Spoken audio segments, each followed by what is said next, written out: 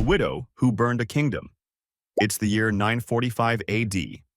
Princess Olga of Kiev is ruling her kingdom and raising her son when word arrives that her husband, Prince Igor, is dead. Not peacefully. He rode out to collect tribute from a neighboring tribe called the Drevlians, pushed them for a second payment in the same month, and they decided they were done. They bent 2 birch trees to the ground, tied one of his legs to each, and let them snap back. Olga heard how he died. Then, she began planning. The Drevlians did something catastrophically stupid. They sent 20 of their finest men with a marriage proposal. Their prince Mal wanted her hand and her kingdom. They thought she would say yes. She smiled, said she was honored, asked them to rest in their boat and told them she would summon them in the morning with a great ceremony. That morning, Olga had a massive trench dug in her courtyard.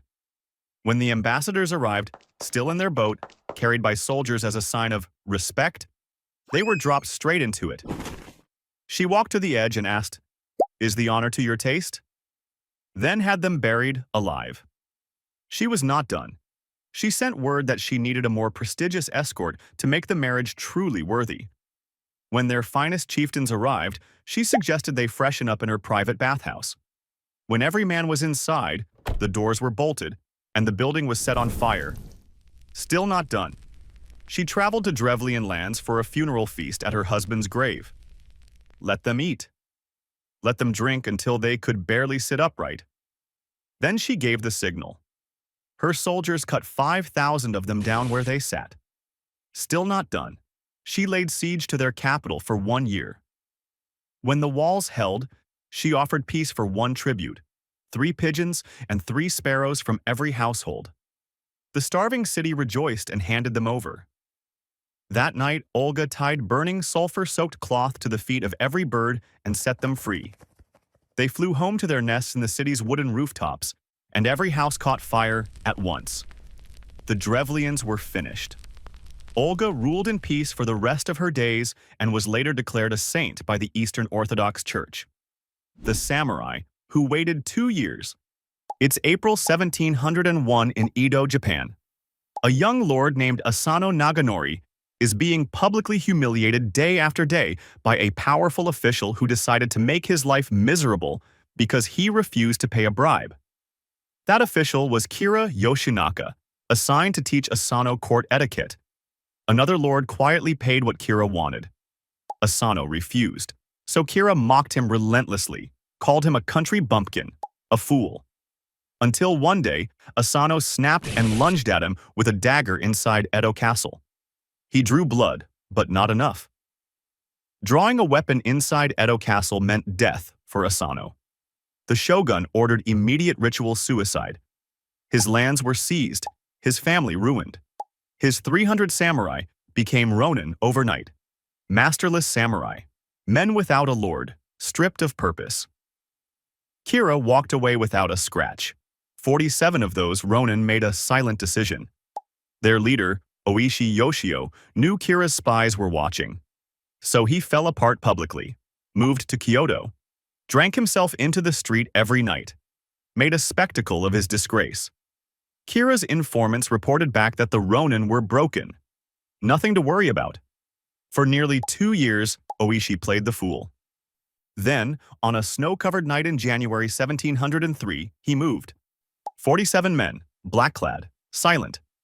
2 simultaneous attacks. One at the front gate, one at the back.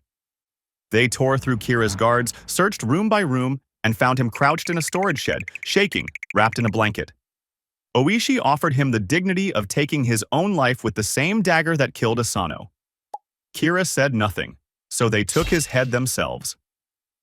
At dawn, they carried it through the city to Asano's grave, then turned themselves in. The shogun gave the only verdict that preserved their honor: death as samurai. 46 of the 47 died by their own hand on February 4th, 1703, buried beside their master, the noblewoman who became a pirate. It's August 2nd, 1343, in Paris. Jeanne de Clisson stands at the city gates with her children, staring at her husband's severed head on a spike. Olivier de Clisson had served the French crown loyally until King Philip VI had him arrested on a fabricated treason charge and executed that morning. Jeanne made every one of her children look. She wanted it burned into them. Within days, she decided. She sold everything: land, jewelry, furniture, every possession that could become coin, bought 3 warships, had each painted pitch black, dyed the sails blood red, named her flagship My Revenge.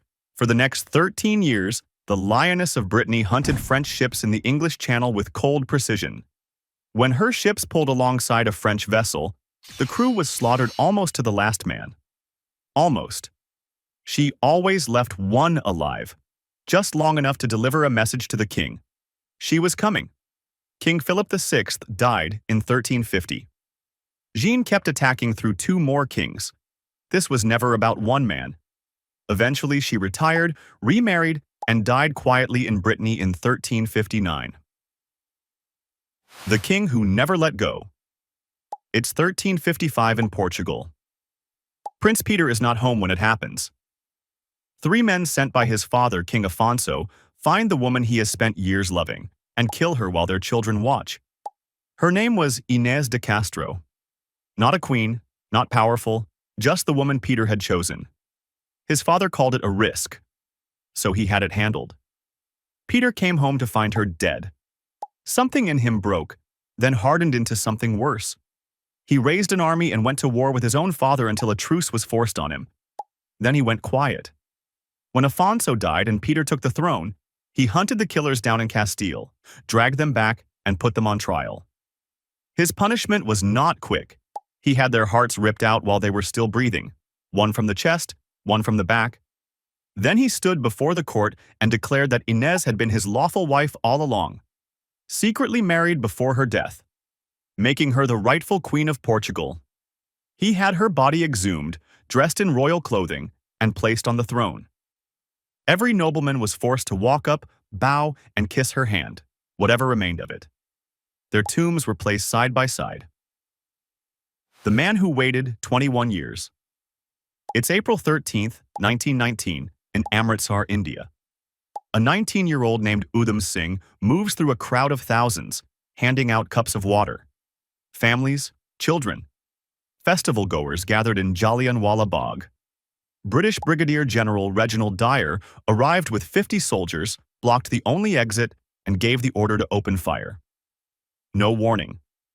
His troops used all 1,650 rounds on an unarmed crowd. People were shot against the walls trying to escape.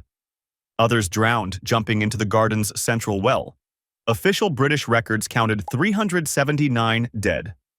Indian estimates were far higher. Udham Singh survived.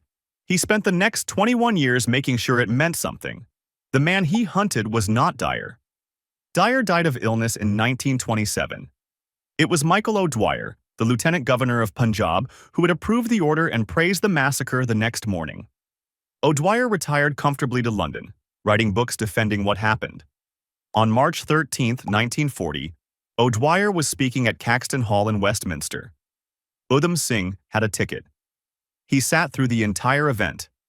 When it ended and O'Dwyer rose to leave, Udham produced a revolver and fired. O'Dwyer died instantly. Singh did not run. He sat back down. He was hanged on July 31, 1940. He walked to the gallows without hesitation. Today, a district in India bears his name. His ashes rest at Jallianwala Bagh, the exact spot where he once handed water to the dying. The survivors who poisoned an army. It's 1946 in post-war Europe. A small group of Holocaust survivors is quietly working at a German bakery in Nuremberg, while carrying a secret that could have gotten every one of them killed. They call themselves Nakam. In Hebrew, vengeance. The 6 million dead were not statistics. They were mothers, brothers, children, and the men responsible were now in Allied custody or walking free. Nakam's original plan was to poison the water supplies of major German cities. Casualties in the millions. It collapsed. The scale was too large for a small group without resources, so they went smaller. Over one night in April 1946, NACAM members coated more than 3,000 loaves of bread, bound for a U.S. prisoner of war camp holding SS soldiers with arsenic. By morning, over 2,000 prisoners were violently ill. Confirmed fatalities remained disputed. Authorities moved fast. Some historians believe the real numbers were buried. The men responsible were never caught. Their leader, a poet named Abba Kovner, had been arrested months earlier, betrayed from inside his own circle. He served 1 year in prison, emigrated to Israel, and later became one of the country's most celebrated poets.